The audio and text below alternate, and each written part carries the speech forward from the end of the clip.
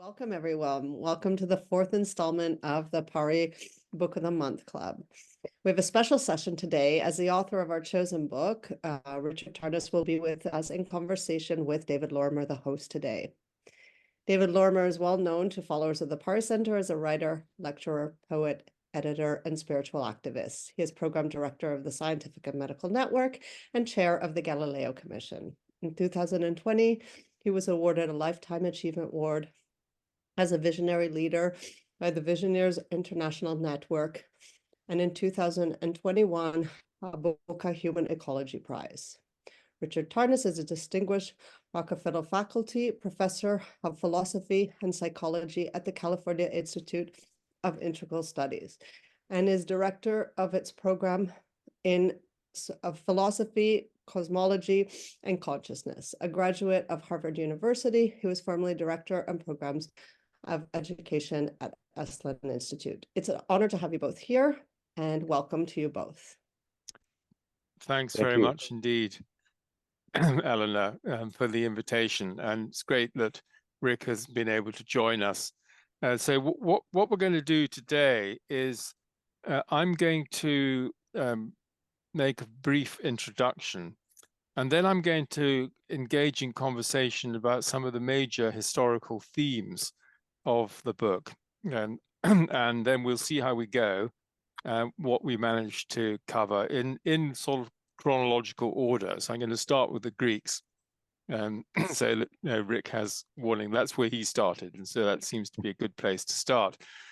So I've always been interested in the history of philosophy and worldviews.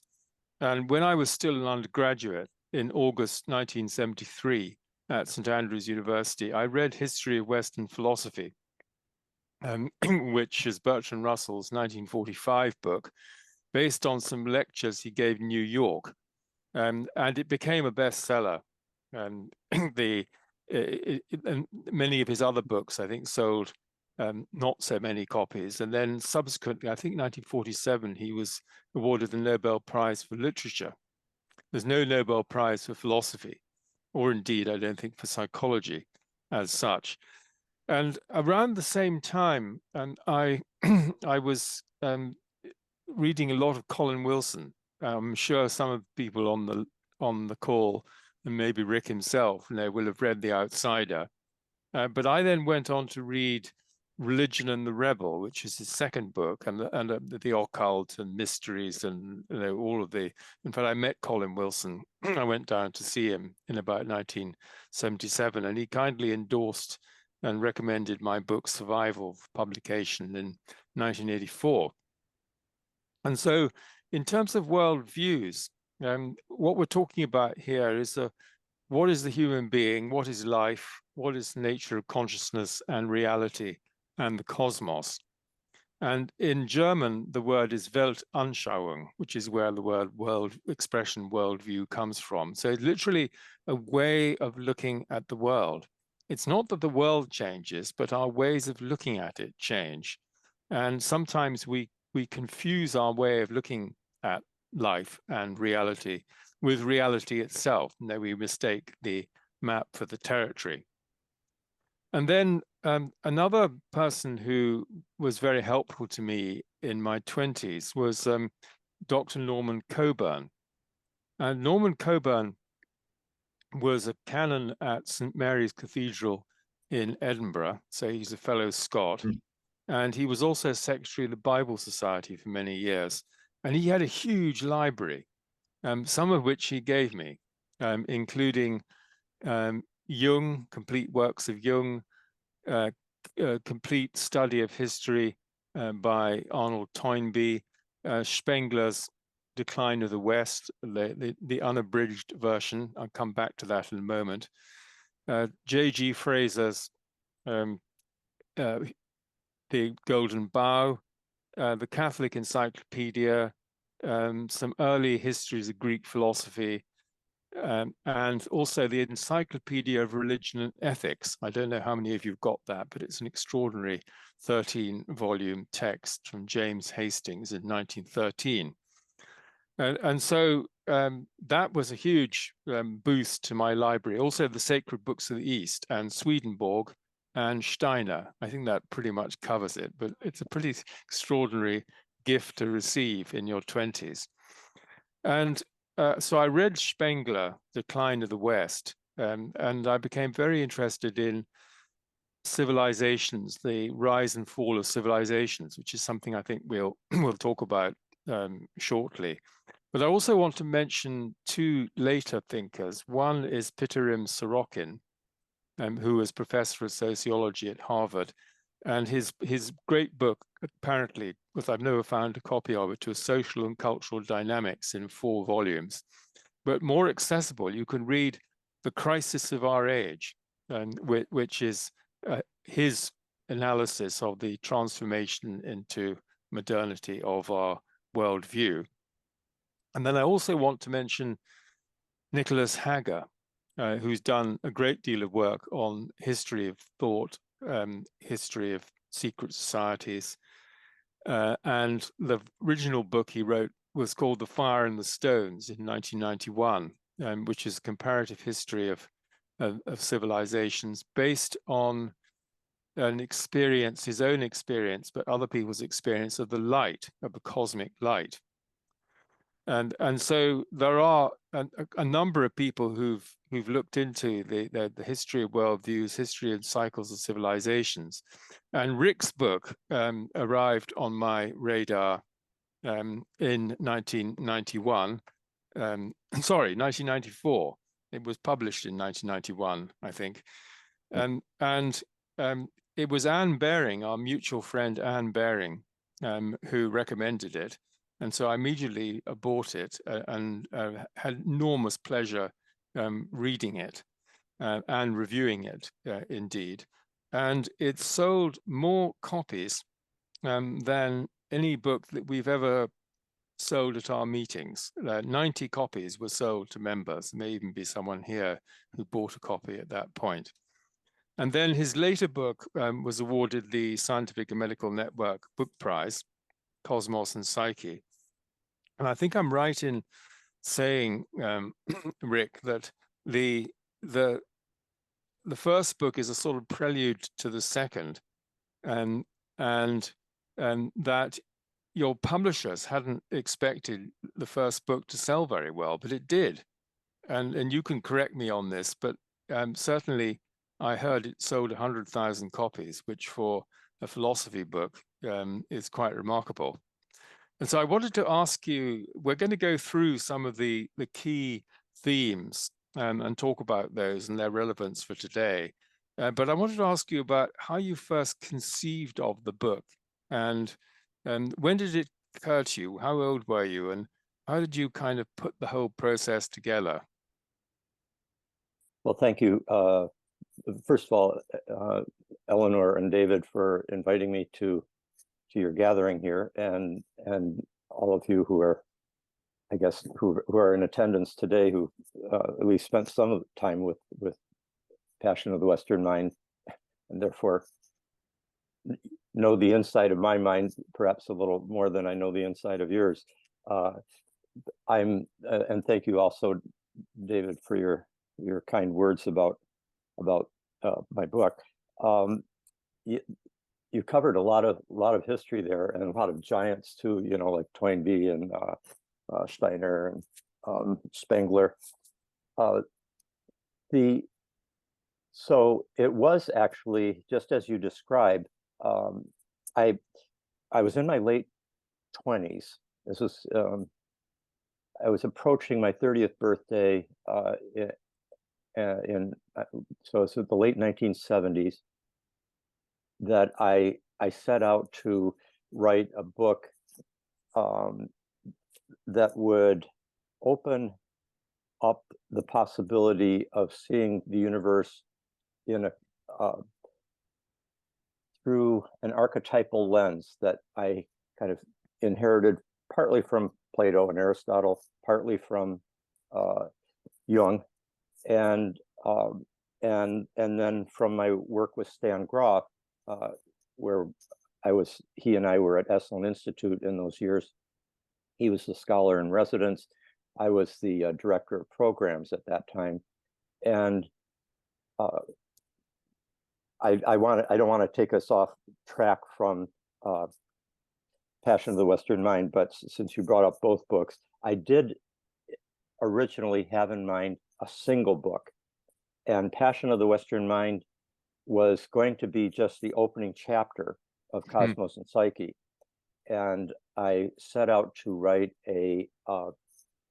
I wanted to basically, in that first chapter, trace the evolution of the archetypal perspective from the ancient mythological understanding or experience that so many had, basically, of archetypes as gods and goddesses, transcendent, personified beings. Then how Plato transformed that and theorized it into with his vision of the transcendent archetypal forms, capital F, or ideas. Everything is beautiful to the precise extent that it participates in the archetypal idea or principle of the beautiful, capital B, and that idea, capital I, as it's typically written in English for the Platonic ideas, is not a human idea so much as a cosmic idea that the human mind can participate in, and that the cosmos is informed by. So it's a kind of a cosmotheanthropic, to use the term that we often use in among my colleagues, cosmo the, which is the divine, anthropic. So it's all three are playing a role in the evolution of our experience of the archetypes.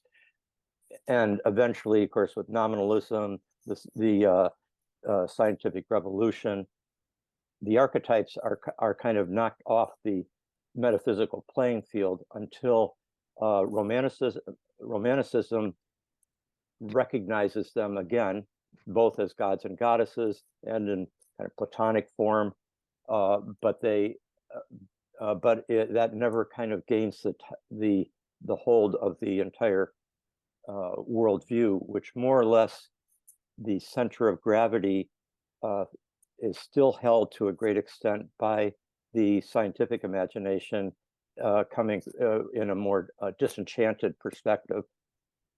And then finally, Freud and Jung, and particularly Jung, recovers the sense of the archetype through the idea of that they are essential, the most profound, fundamental forms or principles within the human psyche, in the same way that Plato saw them as the fundamental forms and patterns of reality itself.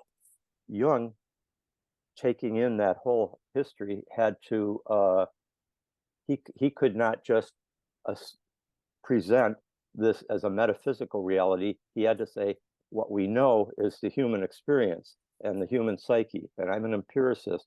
This is Jung speaking. I'm an empiricist. I am a psychiatrist, a healer. And what I find is that these archetypes are very powerful forces and are real. But he's approaching them in the intrapsychic way.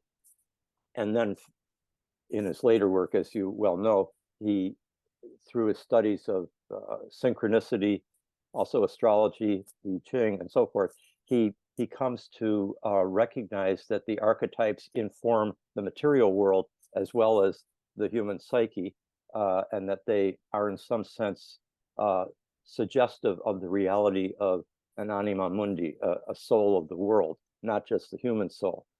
Like you would say, we live in psyche. The psyche doesn't live in us, that is not in us. We are in psyche.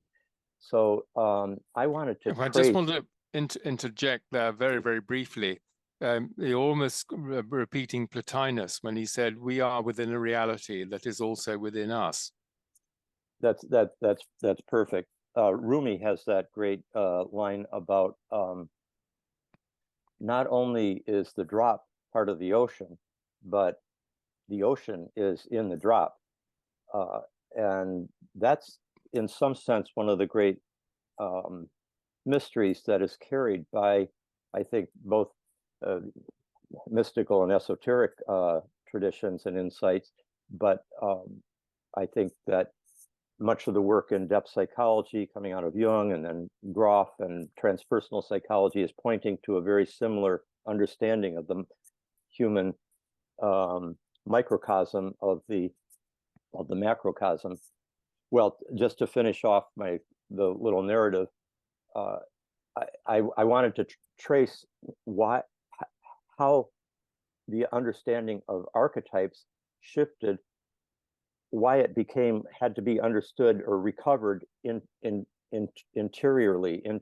as human psychological factors, because of the Copernican revolution, the scientific revolution, the philosophical revolutions that accompanied that. And as a result, I started writing. What I originally wanted to do was just to make these comparisons across the ages. And then I thought, really, to understand this, you have to fill in the picture. Like Christianity played a huge role. The Middle Ages played a huge role. Christianity's integration of Greek philosophy, then the medieval world giving birth to the Renaissance and modern European civilization and beyond. And the narrative became important, and much, not so much, it wasn't my will so much as like a narrative voice started shaping how I presented the history here, until it became this kind of epic of the Western mind and spirit. And so that was going to be just the first chapter of this other book. And then around 1985, I was in my mid-30s at that point, living in a small redwood cabin with my little family as I was writing this. And I realized this is a book in itself. I better finish editing it, publish that, and then do the other book as a sequel.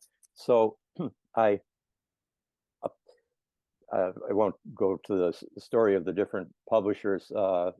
Princeton had it for quite a while, and that's how Joseph Campbell read it, and Houston Smith, and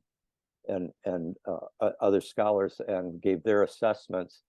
But while Princeton was still considering it, Random House saw the manuscript through another route, passed on by a friend of mine, and said, we want both books. They had heard about my 2-book strategy, and we want both books. Passion of the Western Mind will serve as a great, sort of an initial foundation builder, but the big seller is going to be Cosmos and Psyche. So here's an advance. And they gave me enough money to pay for the decade that I'd spent writing Passion of the Western Mind, which was a great gift for my little family and myself.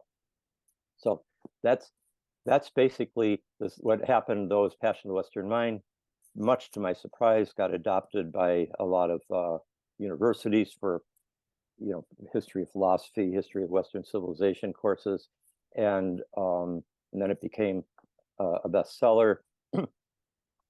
I think it's about 250,000 copies at this point have been sold. Wow.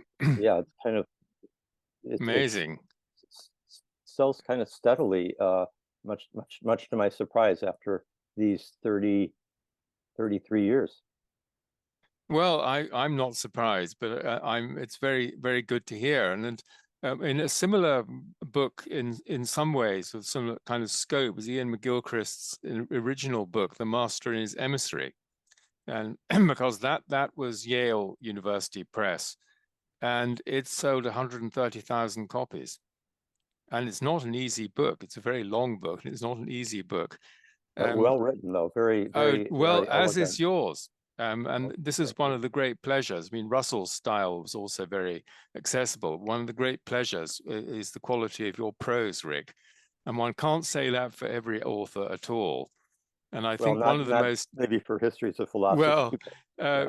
I remember one of the most impenetrable books stylistically, this is just an aside, but maybe entertaining people, is The Languages of the Brain by Karl Pribram. It's almost incomprehensible the way it's written. And I knew, you probably knew Karl Pribram as well, but I had a very nice exchange with him when we were both at a conference in a Loire castle in the late 1980s. And we were talking about logical positivism. And he said, I don't call it logical positivism, I call it logical negativism. And I thought this was rather a good remark. Yes, it was. So Yeah. let's go back to the Greeks and what you call the clarifying universals. And I think that everybody here who's got any knowledge of history of Western philosophy will realize that how pivotal the figures of Plato and Aristotle are in representing different approaches to the world. And indeed, you'll know that Whitehead said that all Western philosophy is a series of footnotes to Plato. Peter Kingsley wouldn't agree because he would rather start with Parmenides, but that's a different point. And so let me just read something about the archetypal principles. This is from page 4. Included the mathematical forms of geometry and arithmetic, cosmic opposites such as light and dark, male and female, love and hate, unity and multiplicity, the forms of man, anthropos, and other living creatures, the ideas of the good, the beautiful, the just, and other absolute moral and aesthetic values. And you say you relate these to the gods, and I want to come on to Aristotle in more detail in a moment, but I think what's striking for the reader and maybe the listener is to realize that the categories in which we think, were originally formulated by the Greeks. Of course, they didn't mean exactly what they mean to us, but how do you see this now? This, the way that we think, the categories, the logic. I think it's quite a realization, isn't it, when you realize all this is borrowed from our cultural history. There is a way in which it is you could see it as a borrowing, or we're also descendants, and so these traditions live within us. But I think it's important for us to, for a civilization, history is like the great unconscious that we need to integrate and become more aware of in order to live more lucidly and with greater self-lucidity. Otherwise, we're more or less puppets of our history because it's acting from the unconscious. So the same project that, say, psychoanalysis or Jung or the depth psychologists are focused on, which is the importance of moving towards wholeness by moving the consciousness and the unconscious into a dialogue with each other, so that there's a communication and not just a suppression. And so just as we do that as individuals, that's also true for a civilization, for all of history. And so there's a great kind of greater lucidity and sense of wholeness, I think, when we can recover the layers that are embedded deep within us. But on the other hand, it's very easy to project onto the past our own current form of consciousness that is so familiar to us that, because we live in it all the time, that we're hardly aware of it. But we seem, if we go deep into the communication, well, all the studies that have been done of forms of consciousness that preceded the modern, or going back to ancient Greece, it's quite apparent that we see the world and experience it in a different way than the ancient Greeks did. In fact, this is one of the reasons why I felt a different history than Bertrand Russell's needed to be written, because when Russell would treat something like Plato, he would barely finish setting out Plato's central ideas, but before his modern philosophical criticism would come in, and he would just say, well, of course, this is nonsense because of this and this and this. And so there was kind of this assumption that we absolutely know more than the ancient Greeks or than people from the past. Well, I wanted to start with the assumption that cultures from the past may have been aware of, in touch with realities that we're no longer in touch with, and that we deeply need or could be enriched by if we recovered something of their perception. So I wanted to write a history that took it a little bit more from within the unfolding evolution rather than from a kind of God's eye view in the present, which of course isn't really a God's eye view, but is just our current parochial understanding.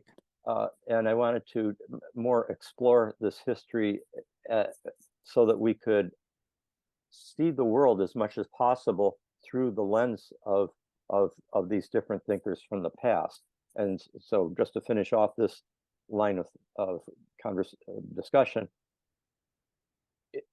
it's quite clear that Plato and Aristotle were experiencing these forms, these categories, as you were describing them, not as we would tend to, as either they're inside us and we're projecting them onto the world, subjects onto the object, because we all are carrying the post-Cartesian sense of being separate subjects, different from an objective world that we are seeking to represent through our knowledge. And by contrast, the ancients seem to have experienced their forms or categories were not in here. They weren't out there. They were in the in between. They were something that lived both in the world and in the soul, and human knowledge was constituted by our participation in that larger reality that informed both the human mind and the cosmos. Yes, I think that's really fascinating and very interesting point. And I'm just thinking about Russell's perspective, because I've recently read Nicholas a new book. Where was there? From Nicholas Spencer on history of religions and the entanglement of science and religion, and he talks about that the early anthropologists like Taylor and Fraser, this armchair view, and the idea that these people were just primitive, and they used the word savages, and so there was no thought, as you exactly say, that maybe that perception and their view of the world gave them insight into something that we've lost. But I think in the last 40 years, that has changed very radically. And I remember when I first published Survival in 1984, nobody used the term indigenous. They used the word primitives, or and so there's been a complete natives. Yeah.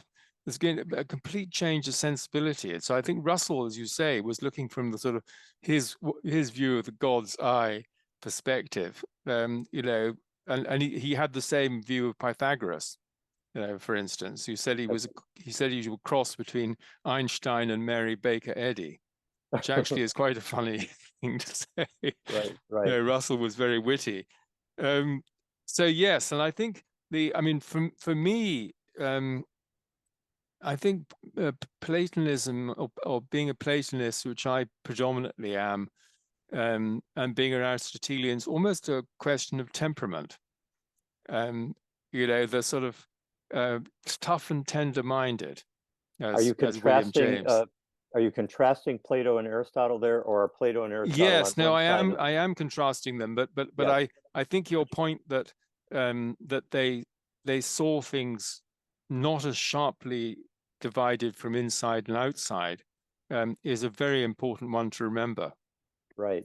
I think but you are pointing very helpfully and accurately to this fundamental distinction between, well, the famous painting, Raphael's School of Athens. Oh, yes.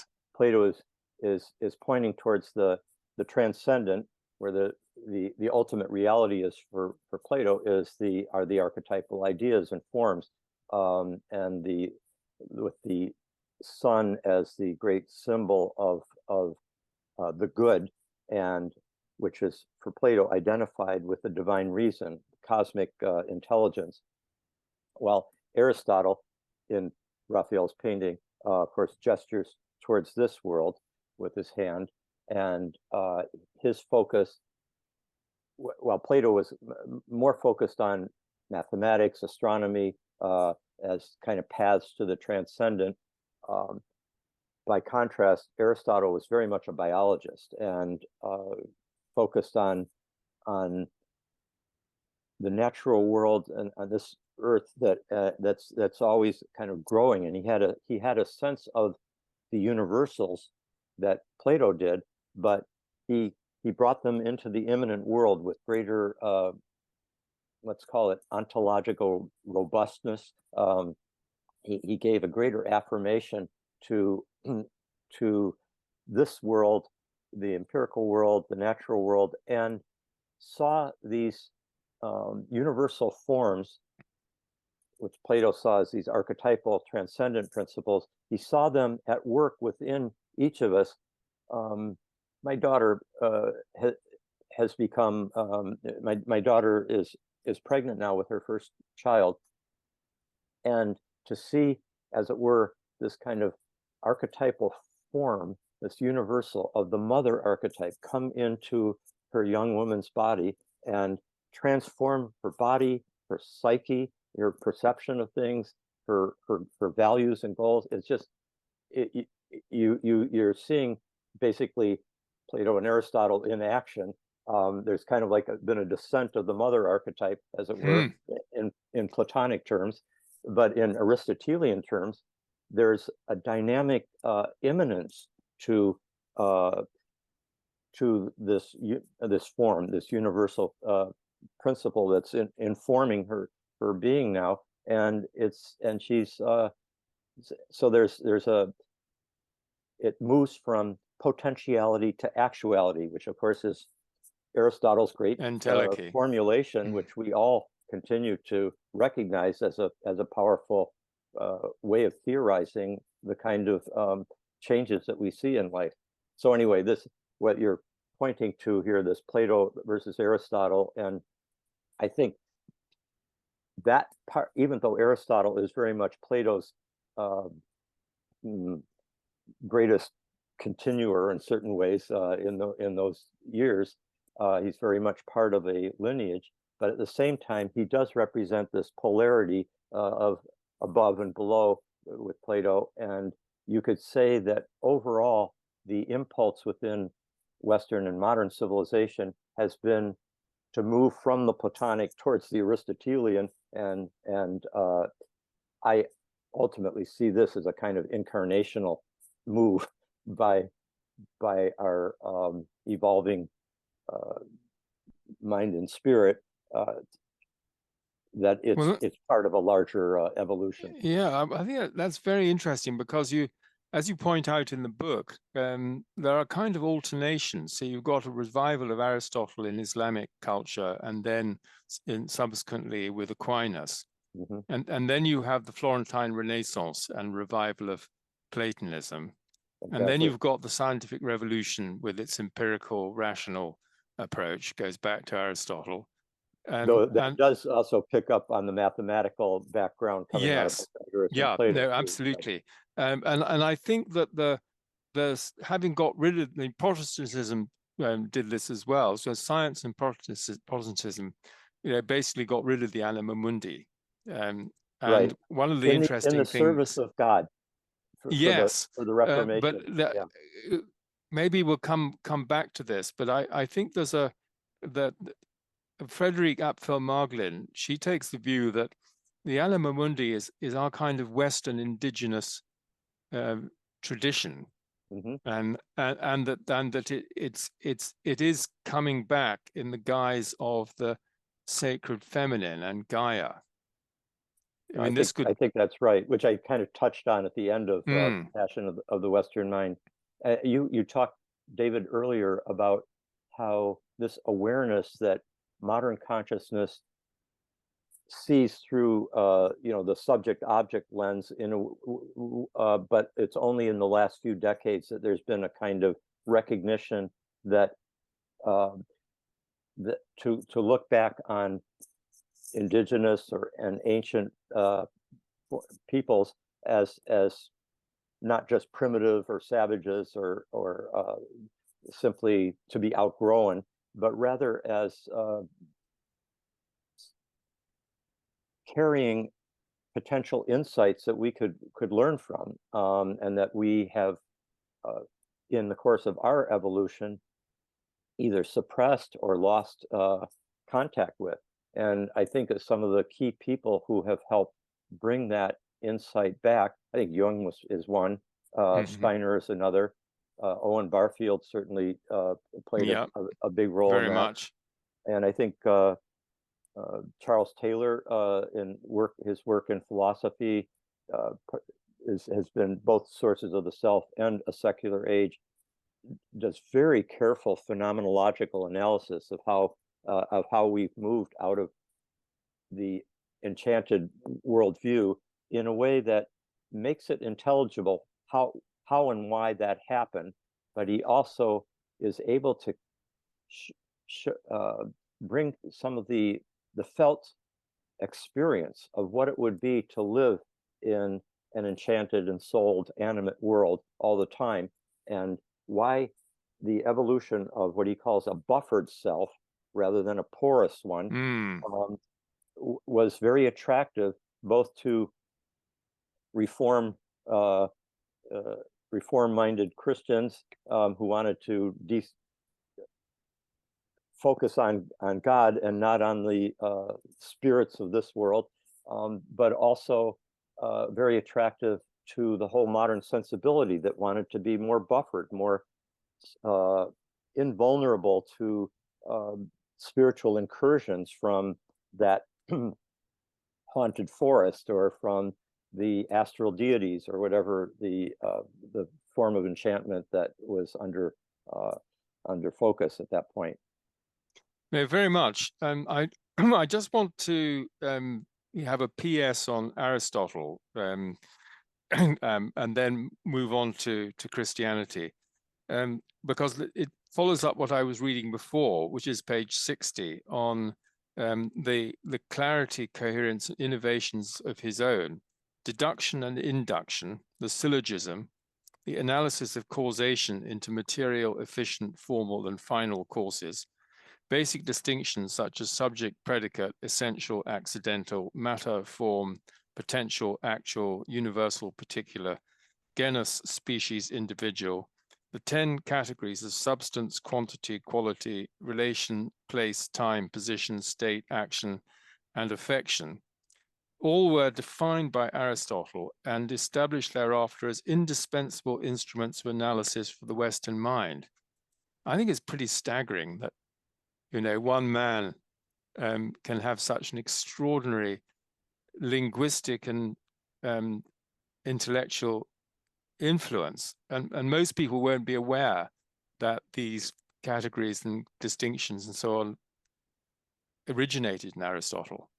Yes, I mean, of course, he is part of a tradition coming out of the pre-Socratic philosophers.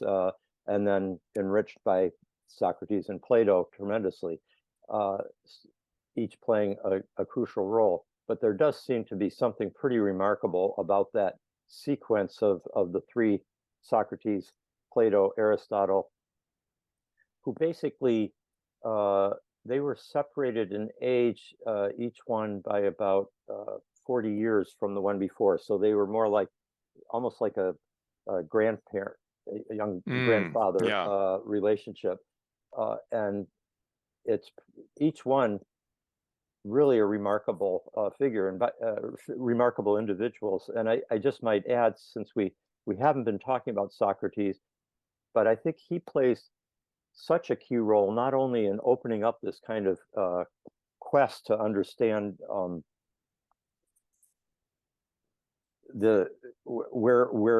what is the good, and what are underlying assumptions that might be shaping what we think is true or good or beautiful, etc. But more than that, he brought in he existentially embodied a kind of an image of the heroic individual philosopher whose quest for truth would be so significant to him that he would be willing to die for it. And of course goes through the trial, and then takes the hemlock. In that, there's a kind of heroic drama there, and a sacrifice that is made on the altar of history that, in some sense, I think it brings about the birth of the Western philosophical tradition. Yes, there were definitely hugely important pre-Socratics, Parmenides, Pythagoras, Heraclitus, and so forth. And they all contributed to Socrates, Plato, and Aristotle. But Socrates' personal drama was so compelling, and I think in the same way, not that they're all in exactly the same level, but a similar archetypal sacrifice and dying and giving birth to a whole new epoch is also played by Jesus in the indeed. I was Christian just thinking tradition. that. And in a different form, Galileo takes on that kind of heroic sacrifice and the solemn trial. Again, all three of them have these trials and judgments against them. And while the people of Athens may have condemned Socrates and similar trials and condemnations of Jesus, or say the Church of Galileo, in a certain way, the gods in the long run took the side of the dying sacrificial heroic individual. And there seems to be something archetypal about each of these as they give birth to a new epoch that basically all of these live inside of us. Yes, I very much agree with that. And I want to segue into Christianity and bring up the point of the councils and the gradual crystallization of the master story, which is a story of sin and redemption, which is not the story of the Gnostic Gospels, but so sin, original sin, redemption, judgment, and then you get this dichotomy between orthodoxy and heresy, which is still very much present at the moment with this, the various narratives that we are told are the case. And then if you're a heretic, you're someone who, like me, who questions some of these narratives. And orthodoxy, you point out, is based on the drive for uniformity, and it's kept in, as Norman Coburn would say, the priests are responsible sort of keeping that tradition going, whereas the mystics and prophets come to upset it, to upset the apple cart. And so you talk about this attendant intolerance. And I think this structure of orthodoxy and heresy. And as it happens, I gave a talk on this in Pari in 2007. It's still very much with us as a kind of almost archetypal legacy. What are your feelings about that? Well, I think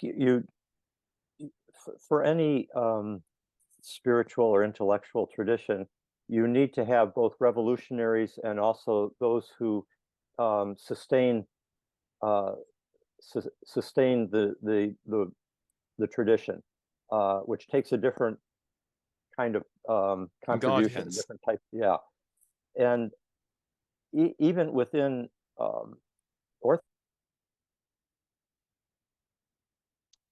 Goodness, we seem to have suddenly lost Rick.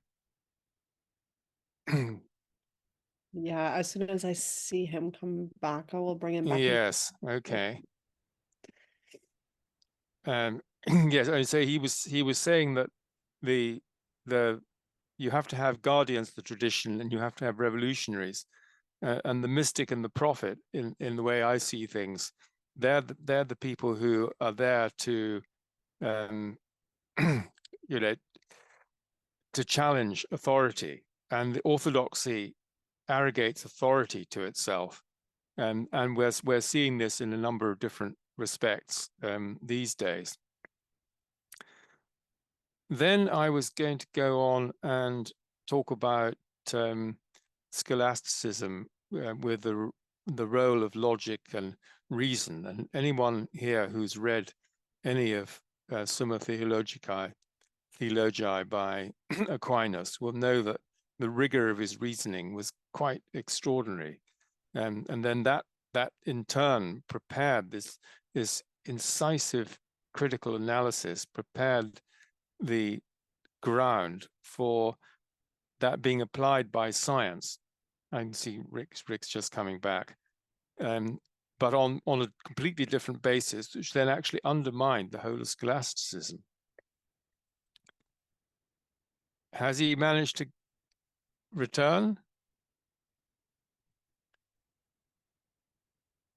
I apologize. I seem to be having maybe these are post-eclipse power outage issues, but yeah. Sorry, I'm back. Right, that was death and resurrection. Yes, thank you.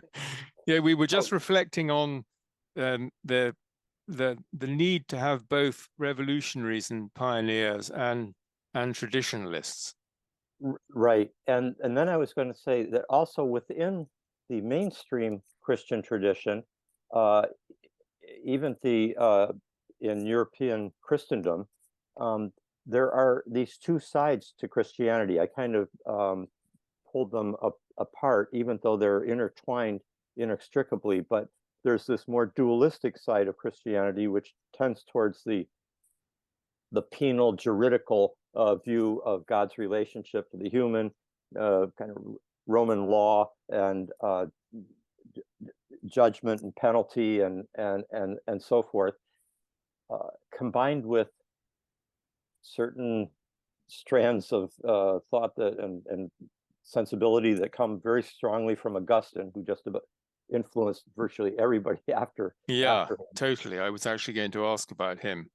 But on the other side, you have this this focus on Christianity as having initiated a reunion of the divine and the human, the transcendent and the immanent, and the opening up of the potential for participation in the universal divine agape, the divine love, and the focus there is much more on the joy of the transformation that's been wrought, rather than on the kind of fear of the judgment, and etc. So both of those live within Christianity all the way through, but it's that juridical,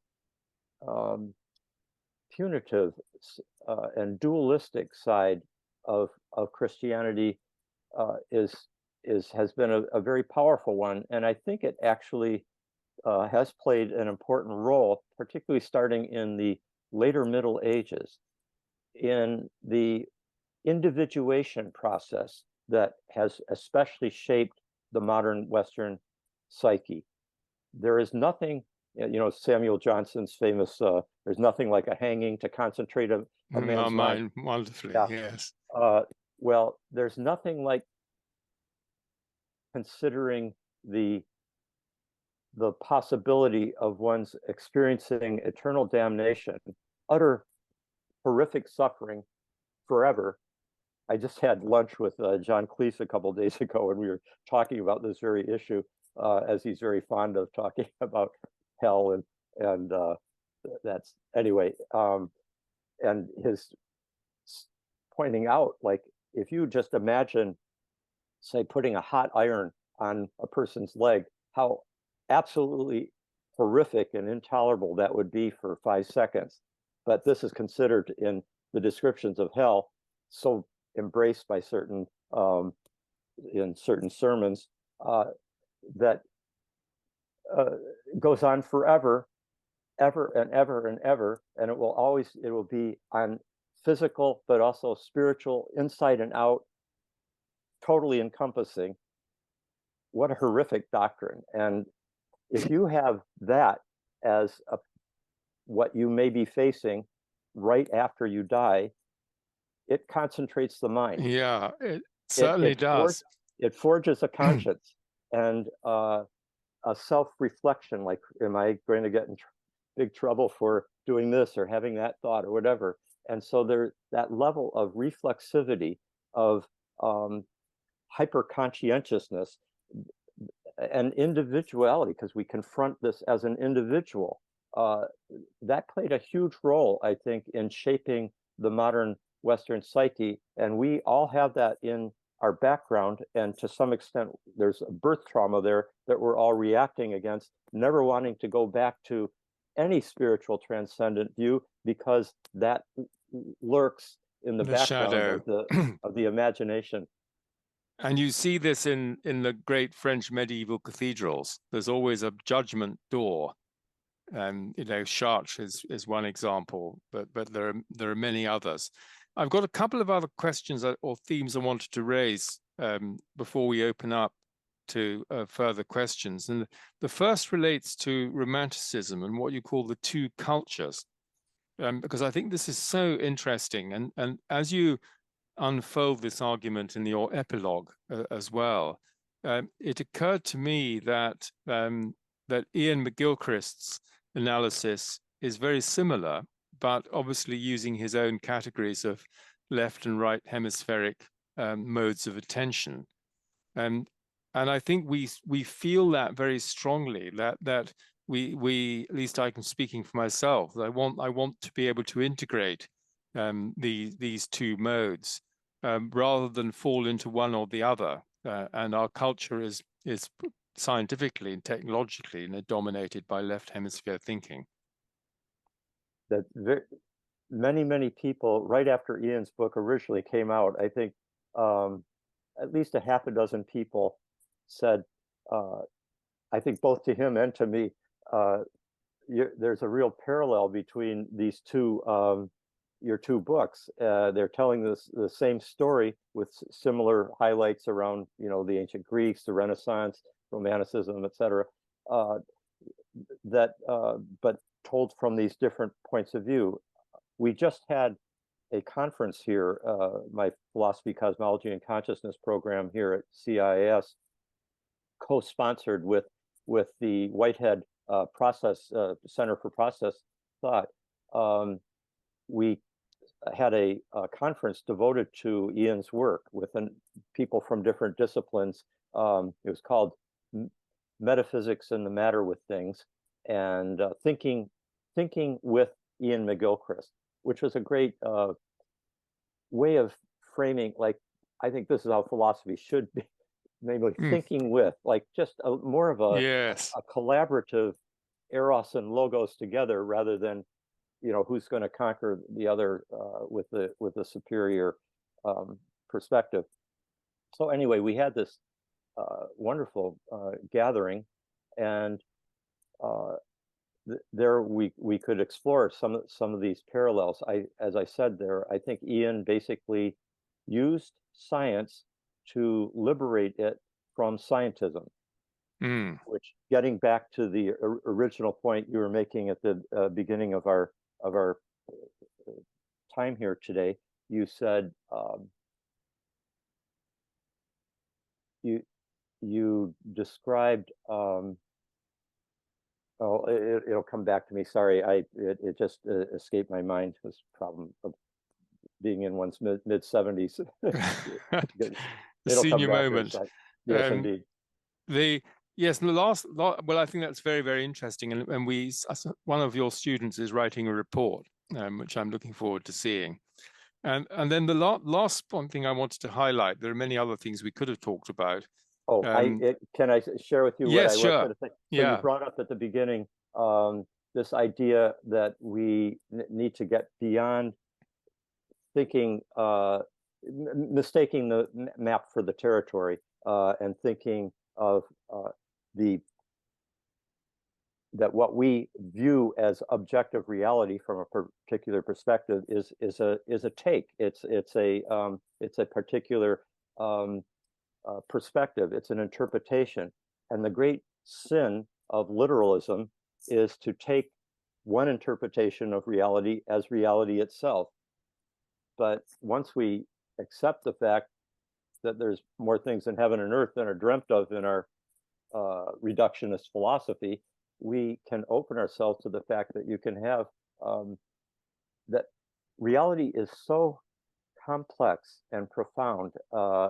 It lends itself to multiple viable interpretations, that it ultimately exceeds the grasp of any one interpretation, and yet many interpretations, many perspectives are needed to begin to explore that mystery. And so I see the history of interpretations as, in some sense, the history of the cosmos's own process of self-revelation acting through us. And that's kind of how I see Passion of the Western Mind, is a narrative of one form of that, one kind of epic story of that journey of self-revelation by the cosmos through the human sensibility. Yes, and you make that point on page 434 to 5, when you say a developed inner life is therefore indispensable for cognition. And from within its own depths, the imagination directly contacts the creative process within nature, realizes the process within itself, and brings nature's reality to conscious expression. So this is a participatory worldview. Exactly, yeah. Which people like Goethe and Schelling and Hegel, Steiner, among others, Barfield, all have developed in different ways. Emerson's another. Yeah, such an important point, I think, if we can approach the tendency with the mainstream modern mind is to think that if we just get a lot of the human faculties out of the way, emotional, imaginative, empathic, etc., then we really are going to be able to see objective reality in its naked self, and that's something that is going to be measurable and put into formulas and so forth. And the participatory perspective is saying all the human faculties are necessary to engage this amazing complexity and profundity that is life. And so that participation involves cultivating an inner life, and in some sense, this has to do with Ian McGilchrist, like basically bringing in the right hemisphere and left hemisphere in a dialogical relationship, rather than that tendency. In my presentation, this is on Easter Sunday, actually, was when we had Easter weekend, we had that conference, I brought up the point that following an idea of Charles Taylor's, that it's like Othello could have, the tragedy of Othello is that he listened only to Iago and the other men. He didn't listen to Desdemona's voice, who could have told him something that could have saved him from the great tragedy that unfolds. And in some sense, modernity has made a decision to not listen to certain voices, and to suppress them as just being subjective, but carrying this objectifying view of a disenchanted world has gotten us into a lot of trouble. And it's a tragedy because it didn't have to be. There's a moral dimension to that choice. And so I think we're now in that place where I'm enough of a believer in the mystical idea of O Felix culpa to believe that even that tragedy can be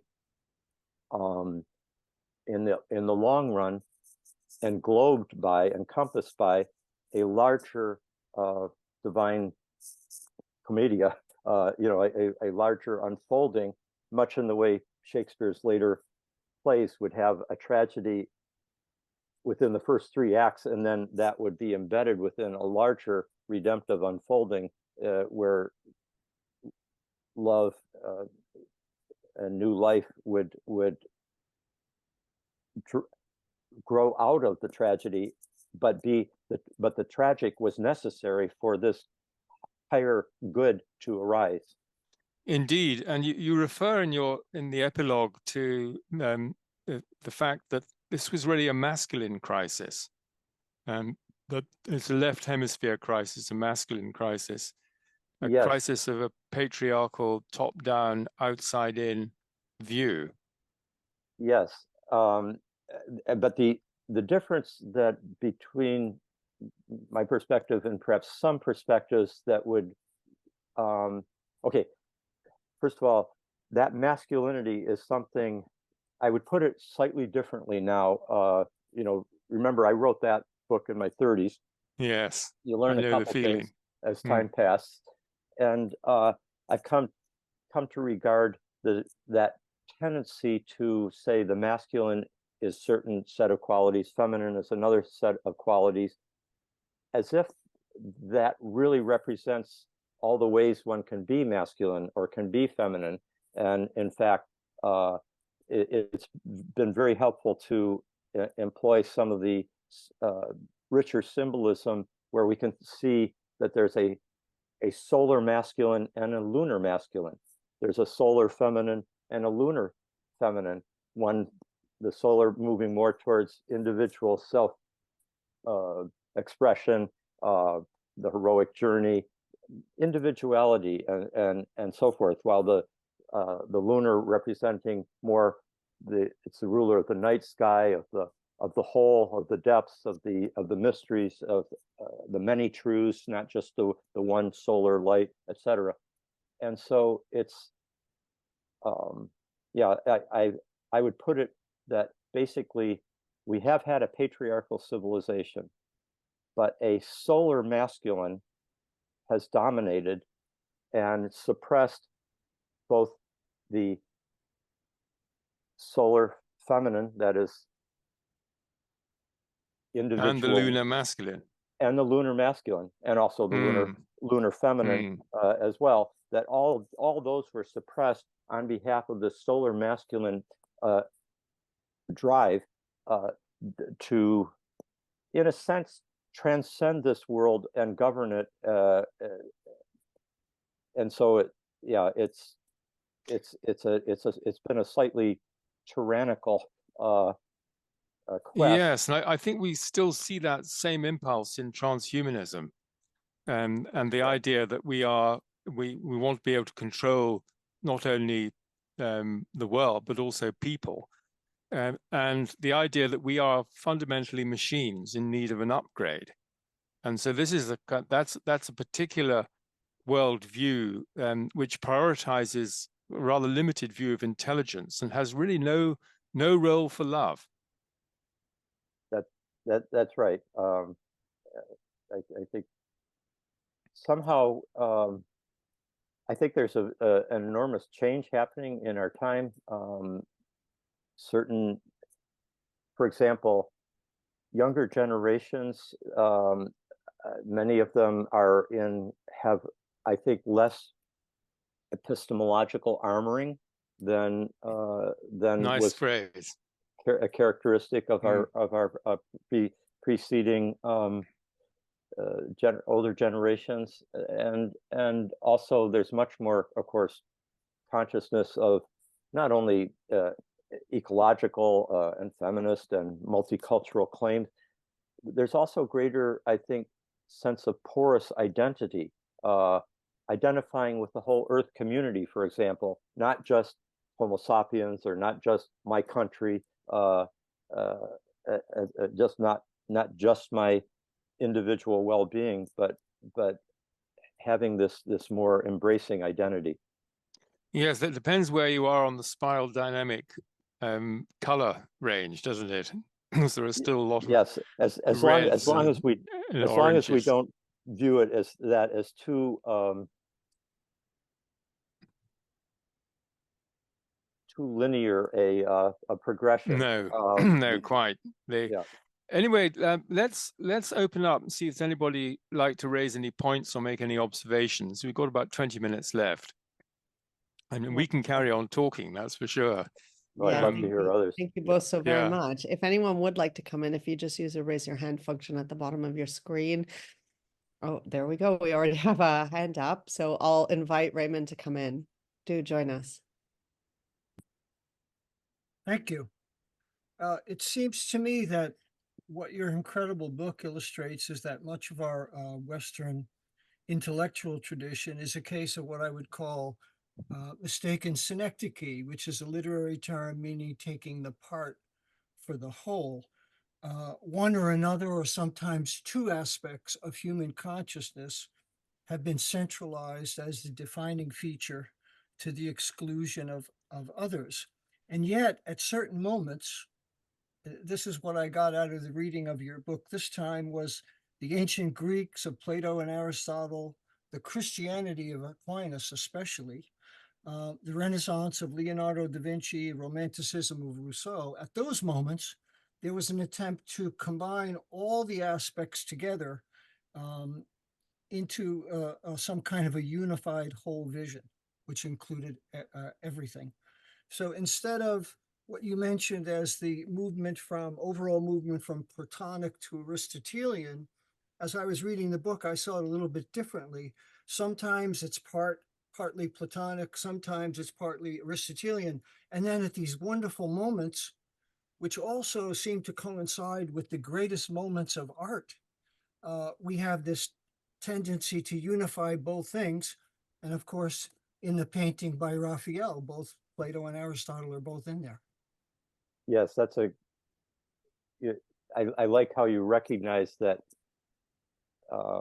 Raphael's painting, in some sense, is, of course, it's an expression of the High Renaissance in itself, and at the same time, in the very painting itself, he is integrating both sides of the tradition in that form, the Platonic and the Aristotelian, and in fact, in the larger Vatican apartment where that painting was, there's other paintings that are doing the same thing in terms of integrating Christianity and the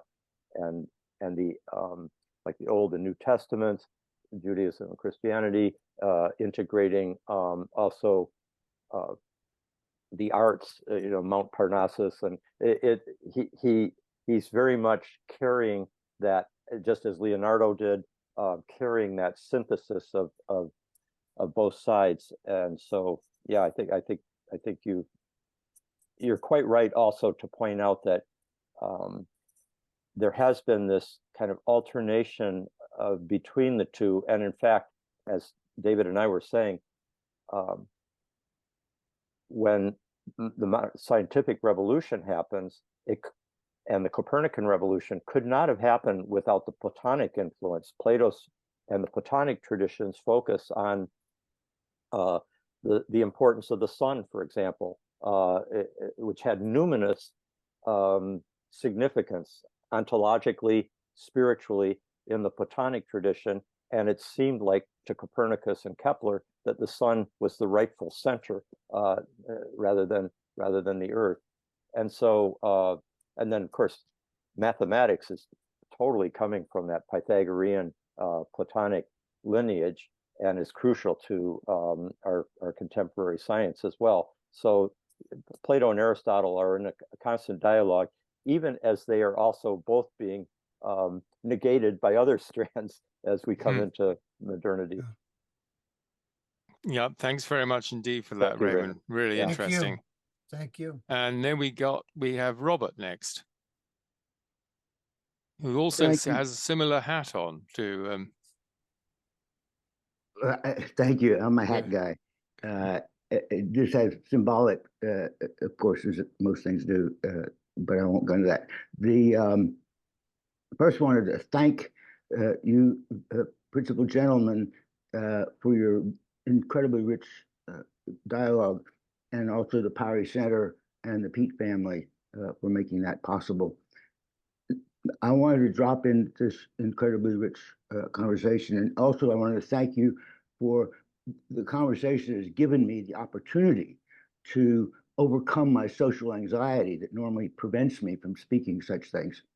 That I'm currently obsessing over the work that I've been doing for the last 40-something years of trying to figure out who I am and what's going on against great odds. That I came across the large part of my spiritual heritage is the fellowship of the 12 steps of AA, Alcoholics Anonymous, and that I recently ran across an interview in his later years, just before he died, with the principal historian of AA, the unquestioned authority on AA, I think it was Yale, I think Yale-trained historian, Dr. Ernest Kurtz. And Ernie Kurtz has been studying AA for the last 50 years or something, and spirituality and recovery and addiction. And what he said, his studies of AA, is that it is developing. It's still ongoing. It's somewhat frozen because we've fallen victim to that same religious impulse to guard the tradition and prevent any development or any alteration of the sacred text. But that his study, his continuing study, well, he's passed on now, but his study of contemporary AA is that there's an interesting development of what he calls secular spirituality. And as most people, aware people know, AA is not religious, it is spiritual discipline. And all since the beginning, there's been a very careful distinction that this is a spiritual, not religious program. And people insist on bringing religion into it or making that 12-step tradition a religious thing. But what Ernie Kurtz has discovered in all of his many, many years of study and dialogue with all top addictionologists is that, as Niels Bohr mentioned, we are suspended in language. Part of our dilemma is that we are just suspended in language, limited in many ways by the language that we use, that we are habitually thinking in. And so what Kurtz discovered was that this secular spirituality is concerned with the two prepositions between and beyond, that these prepositions preposition us to look for places that we are normally directed away from looking, that we are suspended in a language that points us to here and now, real world, whatever that may be, appear to be. and that we forget context. We forget that Einstein and the quantum mechanics have discovered that we live in a contextual, conditional, contingent universe. That's a reality. That is a reality that cannot be ignored. So between and beyond is where the frontier is, because we still don't see that. We still, the majority of individuals, I better stop now. Thank you. Yeah, very, very interesting. Rick, any thoughts? When I think of AA and Bill Wilson, its founder, I think of his letters with Jung in the 1950s, I believe it was, and the Jung's recognition that, and I think that this is what AA is similar. AA and Jungian analysis share a recognition that there needs to be an encounter with the numinous, with the sacred, for there to be healing. And and for many, the old traditional religious vessels have been broken for them, and but the thirst for spiritual. AA is Alcoholics Anonymous.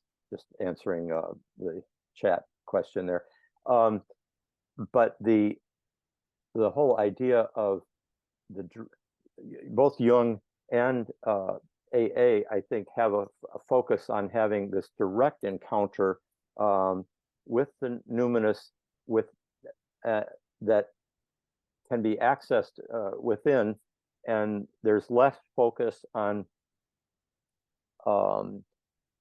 particular beliefs that you sign up for and are going to die for in this kind of literal way, and instead the focus is on really having this direct engagement relationship with the sacred. And I think that's what people very often mean when they say I'm spiritual but not religious.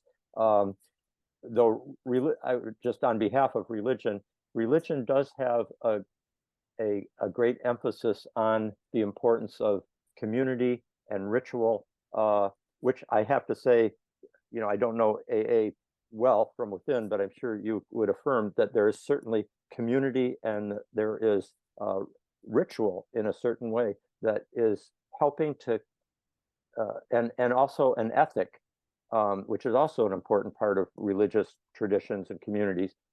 So those factors, which are typically characteristic of religion, we have to avoid getting caught in a view of religion as just being different belief systems that are dogmatically held on to. Yeah. No, I think that's very useful. Thank you very much indeed, Robert. And I think the same applies, Rick, to psychedelic psychotherapy. It's right. the mystical experience that there's the healing, is a crucial healing element. That's right. We've got another we only got 9 minutes, so you've got 3 minutes per question and answer. And the 3 people, and it's Paul next. Thank you. I like William James' definition that religion is one's relationship to the divine. In other words, there's that relationship with divinity. A second thing is what you've done is pure poetics. It's like Heraclitus's river. Each time I jump into it and read your work, it's a little different, but always very inspirational. And so thank you for your long years. But I want to do a shift here. How can what you've pulled together here in terms of the new dimensions of cosmos, what's going on in terms of the disclosure movement and the fact of non-human intelligence, because perhaps it will serve as a cornerstone for this new worldview. Danny Sheehan's referring to it as the 8th paradigm, the 8th worldview.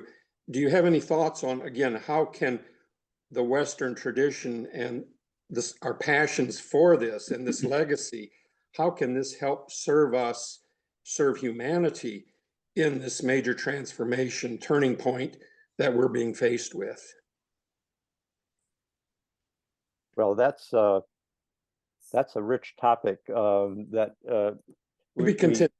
we should have a couple of lifetimes to deal with, but in these 3 minutes we've got allotted, I could say, you know, I think it's very important in our time. Individuality is very important, and at the same time, we can't be part of a powerful transformation of our society without doing it in communities, like-minded communities, like-spirited communities. I talk about the idea of heroic communities that have a vision of the good that is different from the mainstream society, and we need each other to be able to sustain the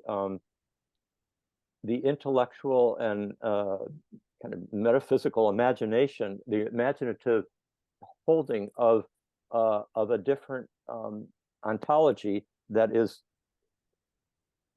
can help us move into a new era. And we also need to be able to help each other with the individual journey of death and rebirth that is part of all of our spiritual journeys, which is a very hard journey, and we need each other to support each other through that process. So that's why I think doing this in communities, but at the same time being very true to whatever is the particular spark that is your gift, your passion, where the universe is speaking through you with like what you're really excited by.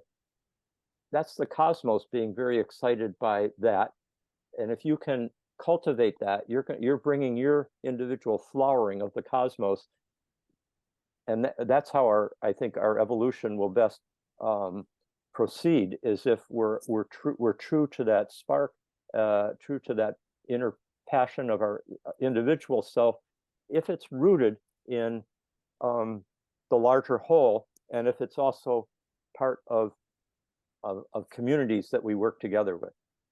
Mm-hmm. Yeah, in terms of what archetypes do you see would be at play here? Initiation, or yes, in terms that's perfect. I think you one word got it in one. Indeed, yeah. Is like, I think we are in. I believe the postmodern is a crucible of initiation. That's where we are as a civilization, as a species, which has brought the whole Earth community into an initiatory transformation that hopefully we can live up to. Good. I think I'll go wading in the river again. Thank you. Yeah, why not? Thank you, Paul. We've only got time for one more question, and so it's Yoon, if I've got your name right. Thank you. Hi, it's Jian. Jian, sorry. No worries. We like this gal. Oh, that's the one from I just want to echo deep and profound gratitude for the clarity, like the crystalline clarity, and looking at the crystal or crystals as a metaphor of Platonic solids. So there are 8 crystalline formations in the 118 elements in the periodic table of elements. And then there's the alchemical, which Noam Chomsky in 2017 said was consciousness through mysterium. Also at that same time, Sir Roger Penrose, the black hole Nobel art physicist, asserted that consciousness was a new earth. So taking those 2 plus the third, which somebody touched on, sorry, I can't remember who, but that liminal third ground of becoming, which is the perpetual entropy and inertia, dancing all the unified forces, and also the missing, omitted, suppressed feminine aspect of anima animas. I'm just so curious how can we begin with the cosmic and beyond? I'm sorry, I can't remember the guy that asked the question about the 12 steps. Where and how and why, or what's the right? No, sorry, give me a sec. So wholeness, what if we start with wholeness instead of all these fragmented, fractured concepts of Aristotle and Plato. In other words, the Gnostic as well as the nomos, right? The cosmic in pre-Socratic was there's a column or a tree, and then the sun would mark the earth. And that was pre-Socratic beginning of the foundations. If we go reverse architect, which includes the poetic and the engineered, if we reverse everything back to that embodied shadow, I'm not making it. I know I'm not making. I just want to make this really simple. Wholeness, beginning with wholeness, includes the whole or the voice into which everyone speaks. The circle has infinite points about its circumference. It is equidistant to the center point, which is also the whole and void. Whole is void. It's the both and. I'm so deeply, profoundly grateful for your clarity, and yet it seems as if we're oftentimes beginning at the wrong place of this. Thank you. But yeah, okay. So where do we begin with wholeness? Where does the lens of wholeness, what constitutes an archetypal wholeness? And can we start, how can we start there? Because it's already made. We're already, all right, okay, thank you. At least in my what I was striving to do was, in a sense, to start with that original, a certain kind of articulate wholeness that the Greeks were describing. I mean, Plato and Aristotle too were philosophers of wholeness, but they were part of a process of differentiation and articulation that has very much shaped our tradition for thousands of years. And what I've tried to describe is a kind of trajectory, a journey moving from wholeness towards differentiation, towards reunion with the whole. And that was the whole point of the epilogue of Passion of the Western Mind, was really that what it would take to return to the wholeness. And to do that, there has to be a dying to an old identity that we have held, a separate identity, and that is the initiatory transformation that we were just talking about with Paul, I think, or it might have been somebody else, but yeah. So anyway, that's a short response. There's obviously, this is worth more than that. I don't know. It's 10:30 my time. That would be.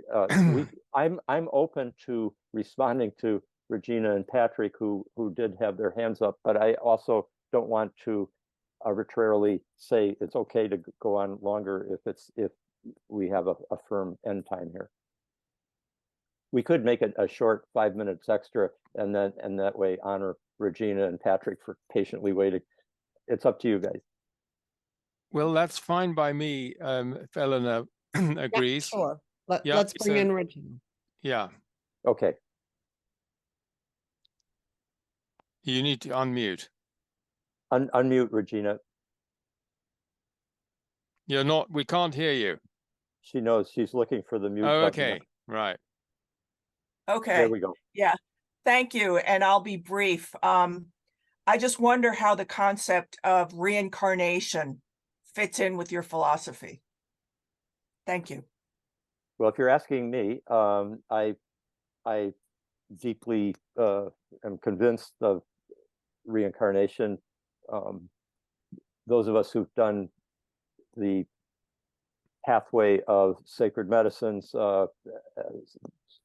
psychedelic journey in a kind of long, disciplined way, are familiar with the number of powerful past life experiences that people bring forth quite spontaneously, and of course many of the great teachers, clairvoyants like Steiner and so forth, but most traditions have some form of a kind of reincarnational understanding.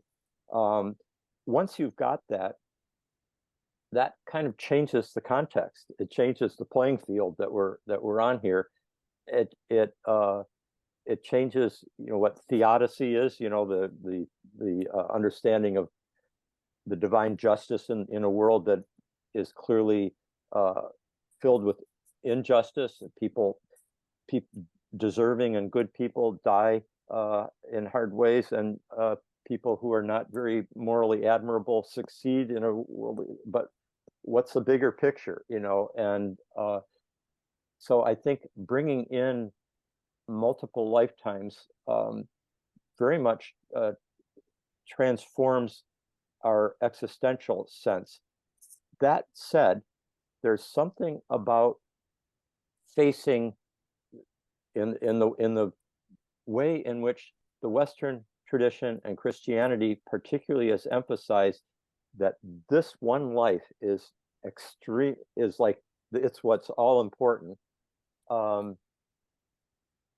That's served our capacity, I believe, on the path of individuation, and our capacity for moral self-responsibility. Not that that's negated by reincarnation, because obviously a deep understanding of karma is going to, moral self-responsibility is obviously going to play a big role. But it's a whole nother thing if there's just this one lifetime, and then you face the divine assessment of how you've lived. It concentrates the mind. It forges an individual consciousness with great force, and I think that has played a role in the in this kind of heroic, tragic, but I'm holding out for initiatory journey that we are on. Short answer to a profound question. Thank you very much indeed. Thank you. I think that is actually a good place to draw to a close. So, Rick, thank you very much indeed for the conversation that we've been able to enjoy together. Thank you, David. And as well for yours.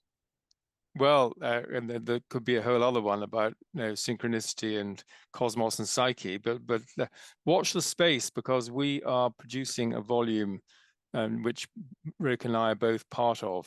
So there will be an event later this year when we release the volume, and asking the question, what kind of universe allows for synchronicity? Wonderful. So back to you, Thank you. Eleanor. Well, thank you both for being here today, and thank you everybody for joining us. And we look forward to seeing you at our next event here at the Pari Center. Thank you both.